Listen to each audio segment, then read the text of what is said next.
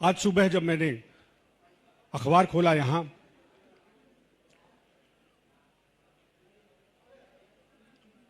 तो उसमें खबर पर मेरी नजर पड़ी और खबर का जो मतलब है वो है कि केंद्रीय मंत्री गिरिराज सिंह जी, जिनके श्राद्ध में गए, चुनाव आयोग उनको ही श्मशान से उठा लाया है।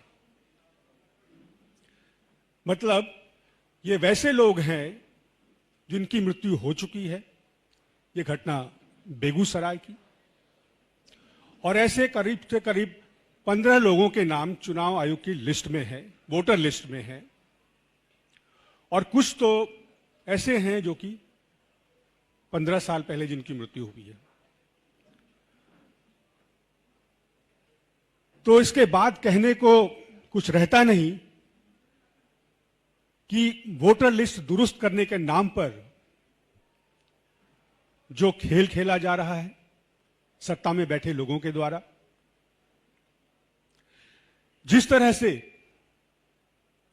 सुप्रीम कोर्ट के ऑब्जर्वेशन की अनदेखी की जा रही है, उसको बुलडोज करने की कोशिश हो रही है। समय है जनता को जागरूक होने का, सरकार से सवाल पूछने का। और सवाल बड़ा सिंपल है, साधारण है कि जो प्रक्रिया वैधानिक नहीं है उसका निष्कर्ष, उसका परिणाम वैधानिक कैसे हो सकता है।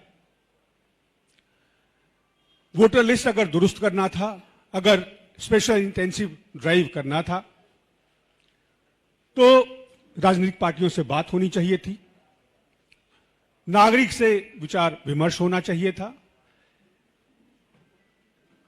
तैयारी होनी चाहिए थी। कई बार समाज के ऐसे लोगों को चुनाव आयोग अपना चेहरा बनाती है जिनकी क्रेडिबिलिटी होती है, और कभी भी चुनाव आयोग के प्रयास का आशय जो है यह नहीं होता कि वोटरों की संख्या कम कर दी जाए।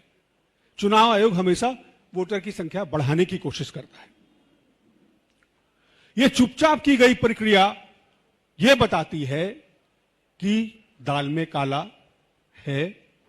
ये कवायद जो है वो विरोधी पक्ष के वोटरों को वोटर लिस्ट से काटने का प्रयास है, क्योंकि चुपचाप कैसी चीजें की जाती है। चुपचाप चुनाव में चंदा लिया जाता है, चुपचाप पीएम केयर फंड्स में पैसा लिया जाता है, चुपचाप एयरपोर्ट,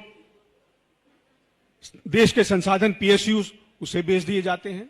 ये चुपचाप वोटर लिस्ट का काम नहीं होता, क्योंकि लोकतंत्र का रीढ़ जो है वो वोटर है।